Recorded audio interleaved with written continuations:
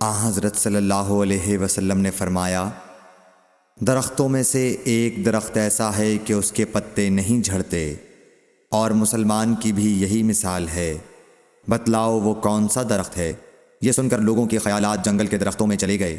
عبداللہ نے کہا کہ میرے دل میں آیا کہ بتلا دوں کہ وہ کھجور کا درخت ہے، لیکن وہاں بہت بزرگ موجود تھے، اس لیے مجھ کو شرم آئی۔ آخر صحابہ نے عرض کیا، یا رسول اللہ، آپ ہی بیان فرما دیجئے۔ آپ صلی اللہ علیہ وسلم نے بتلایا کہ وہ کھجور کا درخت ہے۔ صحیح بخاری حدیث نمبر 62۔ رسول اللہ صلی اللہ علیہ وسلم نے کسی بادشاہ کے نام دعوت اسلام دینے کے لیے ایک خط لکھا یا لکھنے کا ارادہ کیا تو آپ صلی اللہ علیہ وسلم سے کہا گیا کہ وہ بغیر مہر کے خط نہیں پڑھتے، یعنی بے مہر کے خط کو مستند نہیں سمجھتے۔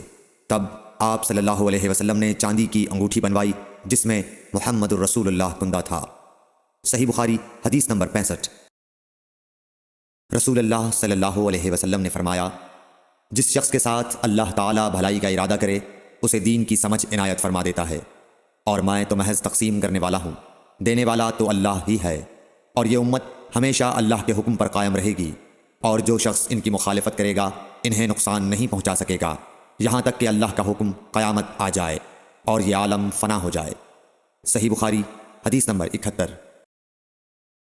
عبداللہ بن عمر رضی اللہ تعالی عنہ کہتے تھے کہ ہم رسول اللہ صلی اللہ علیہ وسلم کی خدمت میں حاضر تھے کہ آپ صلی اللہ علیہ وسلم کے پاس کھجور کا ایک گابھا لایا گیا۔ اسے دیکھ کر آپ نے فرمایا کہ درختوں میں ایک درخت ایسا ہے اس کی مثال مسلمان کی طرح ہے۔ ابن عمر کہتے ہیں کہ یہ سن کر میں نے ارادہ کیا کہ عرض کروں کہ وہ درخت کھجور کا ہے، مگر چونکہ میں سب میں چھوٹا تھا اس لیے خاموش رہا۔ پھر رسول اللہ صلی اللہ علیہ وسلم نے خود ہی فرمایا کہ وہ کھجور ہے۔ صحیح بخاری حدیث نمبر 72۔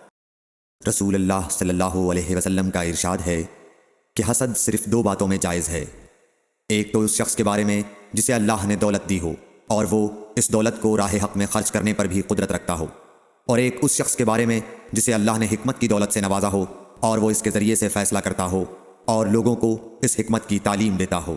صحیح بخاری حدیث نمبر 73۔ اللہ صلی اللہ علیہ وآلہ وسلم نے فرمایا، ایک دن حضرت موسیٰ علیہ السلام بنی اسرائیل کی ایک جماعت میں بیٹھے ہوئے تھے کہ اتنے میں ایک شخص آیا اور اس نے آپ سے پوچھا، کیا آپ جانتے ہیں کہ دنیا میں کوئی آپ سے بڑھ کر عالم موجود ہے؟ حضرت موسیٰ علیہ السلام نے فرمایا، نہیں۔ اس پر اللہ تعالیٰ نے حضرت موسیٰ علیہ السلام کے پاس وحی بھیجی کہ ہاں، ہمارا بندہ خضر ہے جس کا علم تم سے زیادہ ہے۔ حضرت موسیٰ علیہ السلام نے اللہ سے دریافت کیا کہ خضر علیہ السلام سے ملنے کی کیا صورت ہے؟ اللہ تعالیٰ نے ایک مچھلی کو ان سے ملاقات کی علامت قرار دیا اور ان سے کہہ دیا کہ جب تم اس مچھلی کو گم کر دو تو واپس لوٹ جاؤ، تب خضر سے تمہاری ملاقات ہوگی۔ تب موسیٰ علیہ السلام چلے اور دریا میں مچھلی کی علامت تلاش کرتے رہے۔ اس وقت ان کے ساتھی نے کہا، جب ہم پتھر کے پاس تھے کیا آپ نے دیکھا تھا؟ میں اس وقت مچھلی کا کہنا بھول گیا اور شیطان ہی نے مجھے اس کا ذکر بھلا دیا۔ موسیٰ علیہ السلام نے کہا، اسی مقام کی ہمیں تلاش تھی۔ تب وہ اپنے نشانات قدم پر پچھلے پاؤں باتیں کرتے ہوئے لوٹے، وہاں انہوں نے خضر علیہ السلام کو پایا۔ پھر ان کا وہی قصہ ہے جو اللہ نے اپنی کتاب قرآن میں بیان کیا ہے۔ صحیح بخاری حدیث نمبر 74۔